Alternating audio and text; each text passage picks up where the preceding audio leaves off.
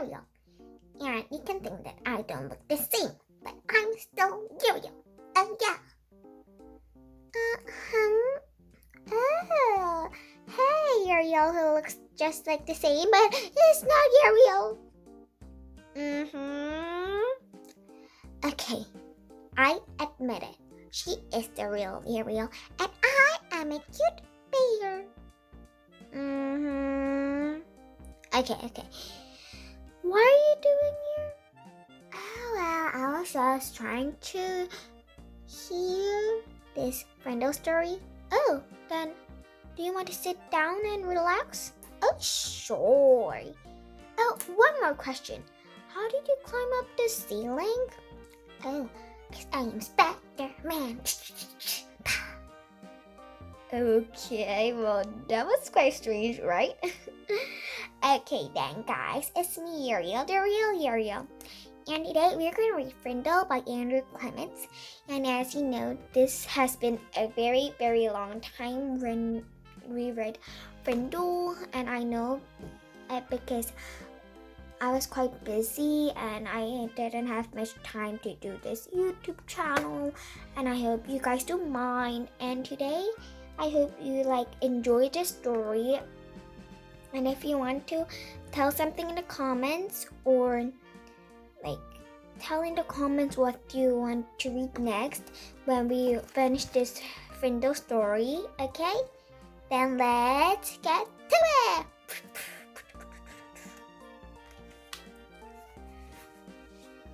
Chapter 6, Frindle by Andrew Clements. Let's get to it! I'm so excited. Chapter 6, The Big Idea. 3 things happened later that same afternoon. Nick and Jana Fisk had missed the bus because of a school newspaper meeting, so they walked home together. They were seeing who could walk along the curb without falling. It took a lot of concentration. And when Jana stepped off into the street, Nick said, "That's 3 points for me." But Jana said, "I didn't fall. I saw something. Look." She bent down and picked up a golden ballpoint pen. Oh my, that's so gorgeous. The fancy kind. That was the first thing Jana finding the pen. They got back on the curb and Nick followed Jana, putting one foot carefully in front of the other on the narrow concrete curb. And while he stepped along, he thought back over the school day, especially about his report. And what Mrs. Granger had said about words at the end of the period finally sank in. What did she say? I think that she said, I think Nick asked, "How does dog mean dog? What do dog mean dog?" And I think Mrs. Granger said, "Everyone does, Nick." And I think it's quite, quite not that into it, if you know what I mean. Never mind. Let's just get back to the story. That was the second thing, understanding. Well, Mrs. Granger has said the thing that I have said. She has said, "Who says dog means dog?" You do, Nicholas. You do, Nicholas. He repeated to himself. I do? Nick thought, still putting one foot in front of the other, following Janet. What does that mean? And then Nick remembered something. When he was about 2 years old, his mom had bought him one of those unbreakable castle players and a bunch of sing-along tapes. He had loved them, and he played them over and over and over and over. He would carry the tape and sorry guys, he'll carry the tape and the player to his mother or his big brother or his father and bound them together and said, "Guala, guala, guala," until someone put the castle in the machine and turned it on. And for 3 years, whenever he said guala, his family knew that he wanted to hear those pretty sounds made with voices and instruments. Then when Nick went to preschool, he learned that if he wanted his teacher and other kids to understand him, he had to use word music. But guala meant that nice sound to Nick because Nick says so. Who says guala means music? You do, Nicholas. No fear, yelled Janet. They were at the corner of their own street, and Nick had bumped into her, completely absorbed in his thoughts. Janet stumbled off the curb, and the gold pen in her hand clattered into the street. "Oh, sorry, I didn't mean to, honest," said Nick. "I just wasn't watching. Here." Nick stood over and picked up the pen and held it out to her. "Here's your..." And that's when the third thing happened. Nick didn't say pen. Instead, he said the word, "Here is your Frindle." Frindle? Janet took her pen and looked at him like he was nuts.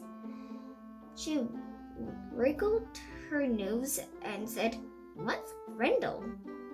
Nick grinned and said, "You'll find out. See you later." It was there at the corner of Spring Street at South Grand Avenue, 1 block from home on the September afternoon. That's when Nick got the big idea. So, this is the picture. This is Nick, sitting up. The big pen, the big golden pen like that. And this is, and I think this is her, yeah. What was her name again? Yeah, I think this was Janet. Don't you think so too? Anyways, let's get back to the story. And by the time he had run down the street and up the steps and through the door and upstairs to his room, it wasn't just a big idea. It was a plan. A whole plan just beginning for Nick to put into action. And action was Nick's middle name. The next day after school, the plan began. Nick walked into a penny pantry store and asked the lady behind the counter for a Frindle. She squinted at him. "A what?" "A Frindle, please. A black one." And Nick smiled at her. She leaned over closer and aimed one ear at him. "You want what?" "A Frindle." And this time, Nick pointed the ballpoint pens behind her on the shelf. "A black one, please." The lady handed Nick the pen. He handed her the 49 cents and said, "Thank you," and left the store. 6 days later, Janet stood at the counter of the penny pantry. Same store, same lady. Jonna come in the day before, and Pete the day before that, and Chris the day before that, and Dave the day before that. Jonna was the 5th kid that Nick had sent there to ask that woman for a Frindle. And when she asked, the lady reached right for the pens and blew black. Nick was standing 1 aisle away at the candy racks. And he was grinning. Frindle was your real world. And my pen. Who's this Frindle and his pen? You did, Nicholas. Half an hour later, a group of serious fifth graders had a meeting in Nick's playroom. It was Sean, Pete, Dave, Chris, and Janet. And Nick and that sex kid, 6 secret agents. They held up their right hands and read the oath Nick had written out. Right now, this is my right hand, okay? From this day on and forever, I will never use the word pen again. Instead, I will use the word Frindle, and I will do everything possible so others will too.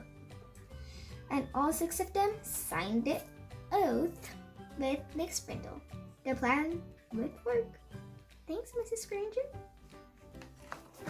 Did you just see what happened, you guys? Did you just see that?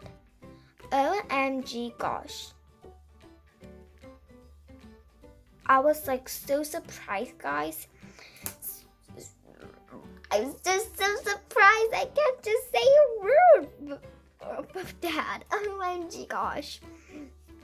The thing that happened is that Nick had made a new word. OMG. How did he do that? Oh my gosh. Oh, I know how he did that. Here again? Yeah, me again. How do you know? He, I don't know. Seriously? Anyways, guys, if you like this video, like and subscribe.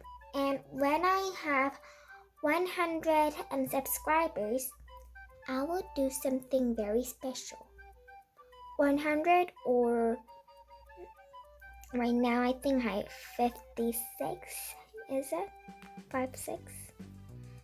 And if I reach that to, I don't know, 71, I'll do something very, very special, okay? I'm not going to tell you, but very special. And tell me in the comments what you want me to read next when we finish this whole story. Okay then, that was the end of this whole Frindle story by Andrew Clements. And be sure to look out for Frindle Chapter 7. I'm so excited what we're going to read next. Bye guys, see you later. La la la la la la.